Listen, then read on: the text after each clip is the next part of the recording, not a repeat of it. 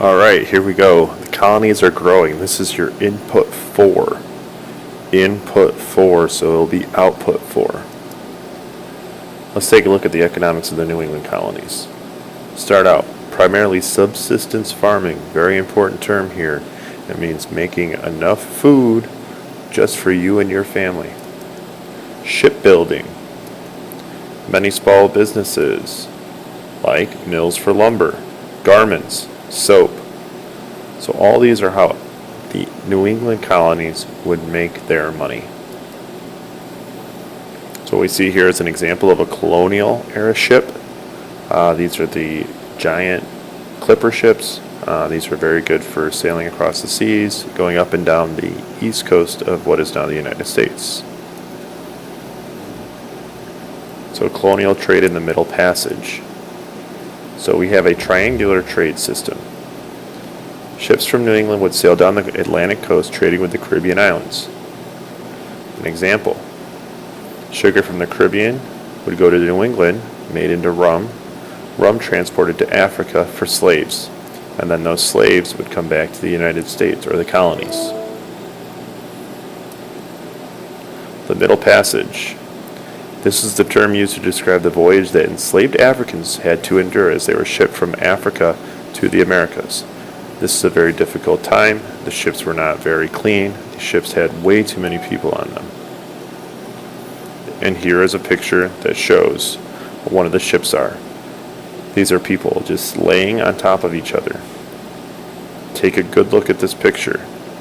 This shows how awful the trip was for those that were taken from Africa and brought to the New World as slaves. Economics of the Middle Colonies. Fertile land in Pennsylvania and New York. Cash crops. What were the cash crops? What are cash crops? Wheat and corn were two of the cash crops of the Middle Colonies.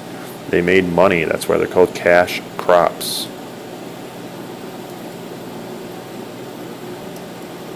So what other industries were in the Middle Colonies? Lumbering, mining, and also the Middle Colonies were very diverse. People were coming from all different parts of Europe and settling in the Middle Colonies. So we have here some early factories that are going to be built around New York City, Philadelphia, Delaware, and New Jersey. How did the Southern colonies make their money? Cash crops. Cash crops. Very important term. Cash crops. Making money. Tobacco. Rice. Rice became very popular all over the world, and this made Georgia and South Carolina very rich. Plantations. Because of the growth of the rice, tobacco, cotton, plantations, these large farms, were like small towns that Southern farmers owned. They were large communities of farmers. The backcountry, this was a little bit west of the Southern colonies. We're talking like Virginia, Kentucky, Tennessee, Appalachian. These were small farms, family farms. One or two slaves would possibly be working with the family, but it was mainly just a family farm. And here's a picture of a Southern plantation home. Very large, very rich, were the Southern plantation owners. So slavery started with the Middle Passage and the need by plantation owners to make huge profits in the tobacco and rice fields. In the 1700s, slave codes were adopted in many Southern colonies. What was illegal? Slaves could not leave. Slaves could not learn to read or write. Minor offenses would be punished harshly with whipping or death. And Puritans and Quakers, those in the North, were very anti-slavery. But why do you think, as you're listening to this and watching it, why would they want slaves to not be able to read or write? Slavery in the South. Here's some pictures that show slave ships on the left. This one's probably from about 1860 to 1865 before slavery was abolished. Input 5 times, so switch to a new page. That means you'll also have a new output. Colonial government. Remember, these first colonies were English colonies, and in 1689 the English Bill of Rights was adopted in England. And this became a major part of British rule, and it will actually become a very big part of American history. England views the colonies as a resource for wealth. All the colonies were there was to make England richer, the mother country. And this idea was called mercantilism, where the colonies existed just to make the home country, in this case England, rich.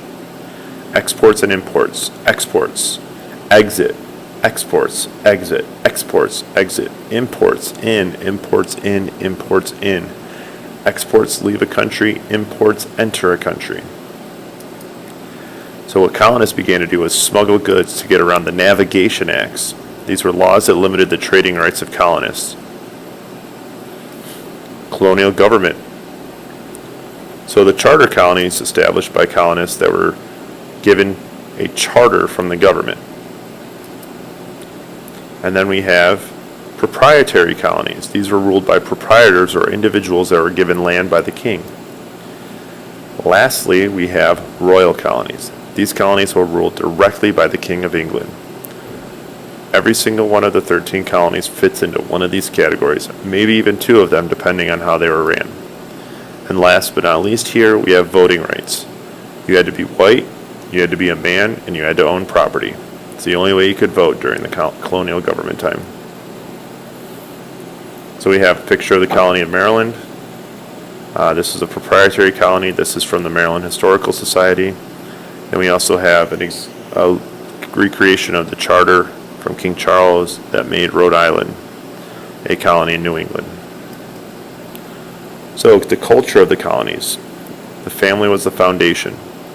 The family was very important. The family was workers. In education, another important thing, in 1647, New England Puritans set up the first public schools that were paid for with taxes.